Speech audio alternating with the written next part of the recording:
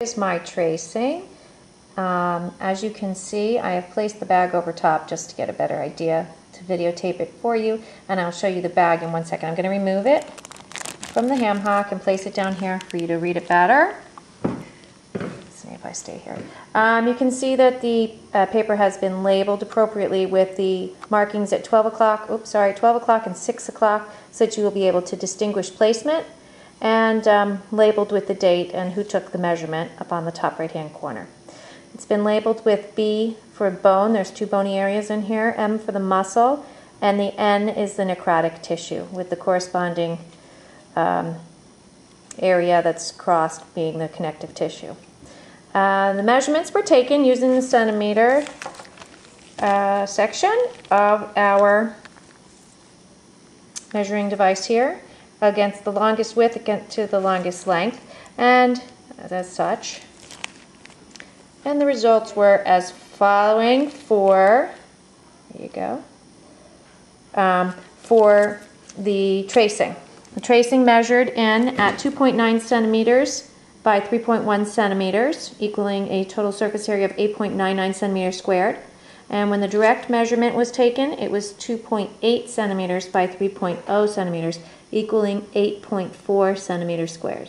I did notice that there was a difference in the tracing as the actual size of the wound was smaller when done directly on the wound. So that does go with what you had said about being consistent with your measurements, either taking them constantly on the wound itself or on the tracing. Okay, I hope that covers that, and we will move on. Okay, I'm getting ready to do the callus section using the number 10 scalpel, and I'm holding it between my 3rd and 4th finger with my fingers wrapping around onto the striations here by the blade, my thumb underneath. Now I'm going to start with my forearms resting on the table, go in just slightly, and then use a sawing motion to come across. Okay. Now I'll take this piece, put it there, I don't want to touch the blade. Up, hold it up, can you see? I don't know if you can see, but I can see light through it. The sunlight that's coming in. I'll put it down here. And do it again. And go down a little bit and do a back and forth sawing motion. Okay.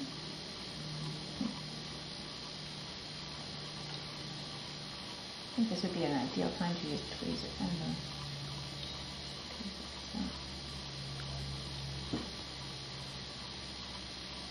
Very thin little slivers.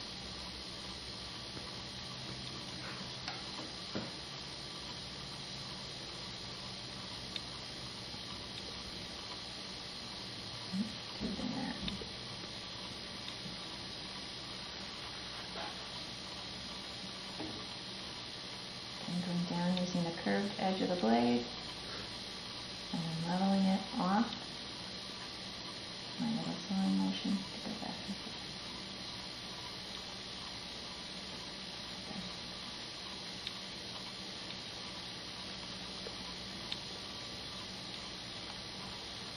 Okay, complete.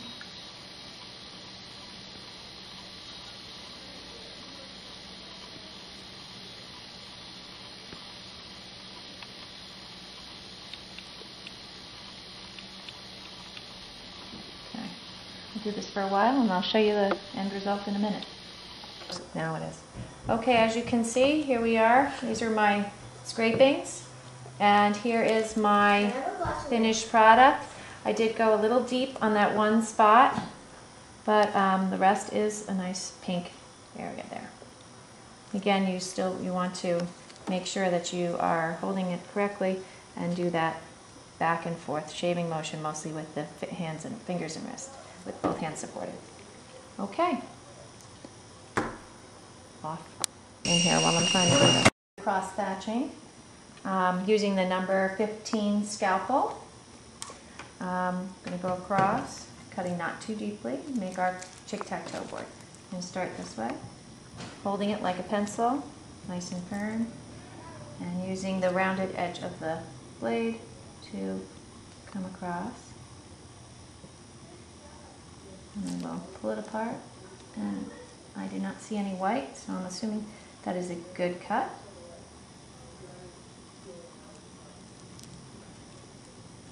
Good. My arms again are firmly planted on the table.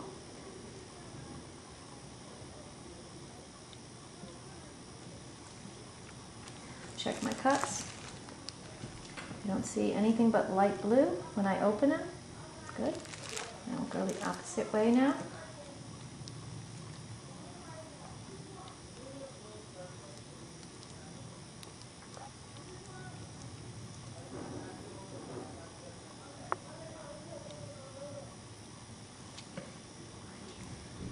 Looking good.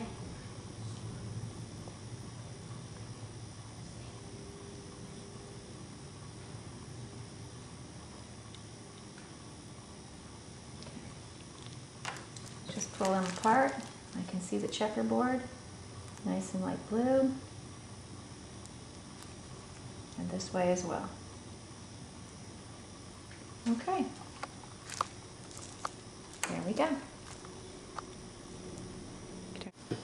Okay, we're going to start the debridement part of the lab now. I have my scissors in my dominant hand with my thumb and fourth finger, and I am using the palmer grip for the forceps since I do have a rather large hand. So my forearms are resting on the table. Can you see that? And I am going to pick up some of the necrotic tissue, and with this tipped up and then going to the center, I'm going to put it up there. Okay, let me get a piece. Using the middle third of the blade.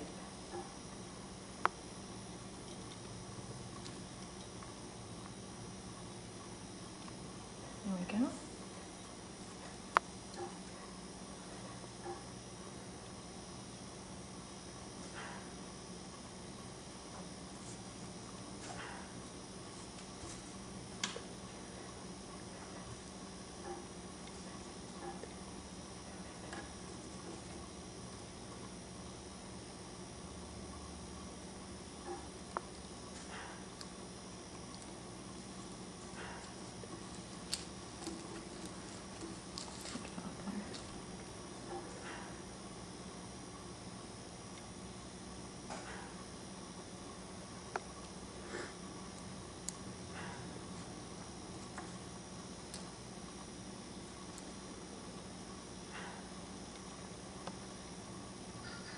My tips are pointed up when I'm going into the wound to make sure I don't get any viable tissue.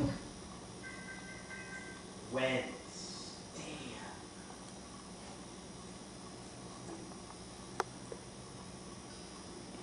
A little bit more, and then I'll come back when I'm done getting the necrotic tissue off and show you the end result. Okay, here we are at the conclusion.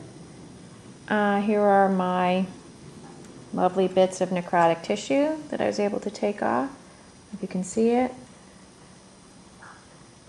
Oh, looks pretty good. And I would put another agent on there to help with the debridement, probably an enzyme debridement agent to help with that as well. Okay. I don't know if you can see it. There was a lot of blue on there, but you can see that the inside is definitely lighter blue now, and we would leave the rest for next time. All right, thank you. Jenny Friends signing off.